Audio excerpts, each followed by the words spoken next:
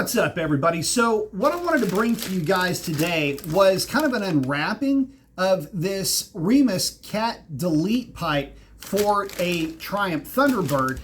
This is actually kind of a hard part to come by. It's not shown on Remus's website anymore. So I think I got myself some new old stock. The reason why I bought this pipe is, well, I feel like it's a superior design and a correct blending of designs for this particular motorcycle. But what I wanted to show you guys more than just the part itself are some best practices if you're going to be handling raw metal, which is what this is presumably, or any other type of exhaust parts, any type of metal parts when you're getting them direct from a manufacturer. See, the thing is that you're going to have well, it's some anti-corrosion material that can be on there, some chemicals that you may not want to get on your hands, but more to the point, you don't want to get any oils from your skin onto the metal itself. So you want to make sure you're wearing gloves.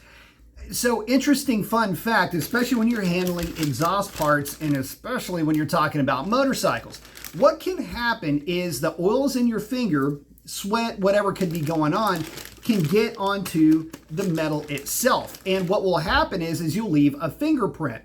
Not a big deal, you may say. Well, yeah, unless you forget to clean up as you go and you leave that fingerprint on there and then you get a cooked in fingerprint or a smudge or whatever on that pipe. It can happen. So again, best practice, make sure you're wearing gloves. Another thing, guys, don't get in here and just rip the paper off. What can happen, and it's happened to me at least before, is you end up just tearing this thing out. You end up slinging the thing around. You can drop it. So then you ding up your fresh, brand new part. So always use scissors. Always use some type of cutting tool. Anytime you're opening up really anything, it's best to go this route. But you never want to just get in there and start ripping stuff.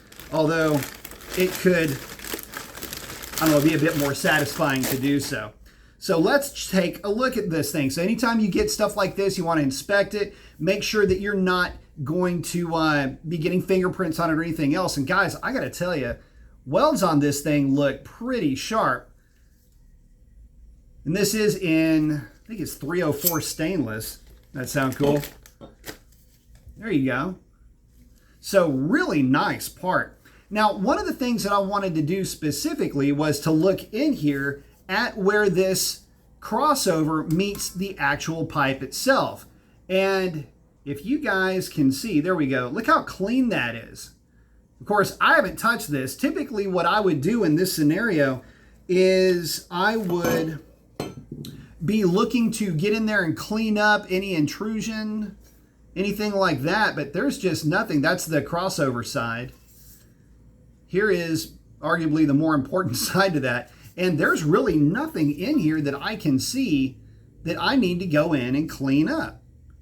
How nice is that? So I can feel around in there. God, the weld is nice and flush. Very little, if any, casting flash to speak of. Now, if you have one of these Triumph Thunderbirds and you want to get one of these Remus pipes for your bike, there is all the pertinent information right there. So hopefully that helps you. And you saw me take the thing out of the bag. So, I mean, this is literally as it showed up. So real pretty piece. But anyway, getting back to it. So a popular modification for the Thunderbird is just to run a pipe as opposed to that whole big suitcase looking thing. Kind of looks like a soft shell crab, really, now that I'm thinking about it. Anyway, that particular cat setup is heavy, it's bulky, and it is somewhat restrictive. Maybe not power as much. It's a low RPM, big torque engine, but it sure is restricted when it comes to sound. Now, this bike is going to keep the stock mufflers, just eliminate a lot of that muffling effect from the catalytic converter. And so what a lot of guys will do is they'll just run a single pipe in between the header, if you will, the exhaust piping itself and the muffler. And that would be, again, in place of a catalytic converter. But I like the idea of having a crossover back there and a nice beefy one at that. Well, this is more traditional in its design. This is specifically what I wanted to put together for the bike. whereas I do get to have the straight flow of the exhaust going through both sides with the provision for a balancing crossover. Now, yeah, I get it. The bike's got a crossover on the two head pipes very close to where the exhaust is exiting the cylinder head, but this puts a nice, beefy, large crossover right in front of what may be considered a bit of a restrictive muffler, in that it does have the baffles and all of them will be in place. So with a pipe like this, I absolutely get the best of both worlds. I get a straight line of sight for the gas coming out of the exhaust going into the actual muffler itself, with a nice big fat chunky crossover that'll allow for any balancing between the two sides once you start really moving a lot of air through here. So what I'm going to do with this is I am going to, well, I was going to deburr this, but again, Remus did a great job of cleaning up the edges and deburring this thing. So what was going to turn into a video of me showing you how to deburr pipe, Remus did a better job than I would have.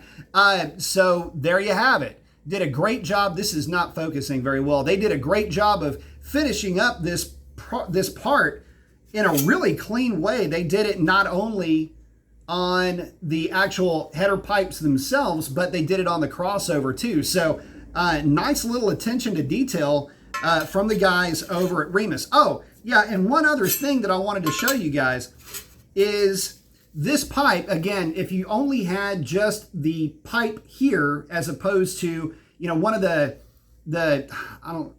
more easily findable, I'll just leave it at that, odd looking crossover thing. Anyway, long story short, that one does have hard mounting points. The regular just straight pipe does not. This pipe from Remus, you do have the hard mounting points as well. There you go. Pretty obvious when you're looking at it, but some guys, you know, they run just the pipe and don't have an issue with it. I prefer to have a hard mount back there, so a hard mount it is. So what I'm going to do is I'm actually going to hit this with some high temp primer and flat black paint, just so that it kind of hides everything underneath the bike. But that being said, I've got to tell you, this pipe from Remus is impeccably put together. They did a great job finishing it off. Again, no intrusion at all with that balance pipe, which was the thing that I was most concerned with.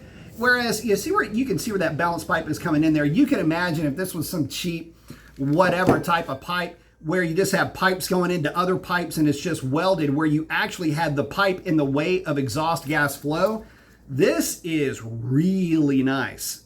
There is absolutely nothing in there. By the way, that's just a little burring back in here that you're seeing, that little dark spot. That's not any kind of inclusion at all. There you go. There's another side of that. Yeah, this is really good, guys. That's actually where the mounts are.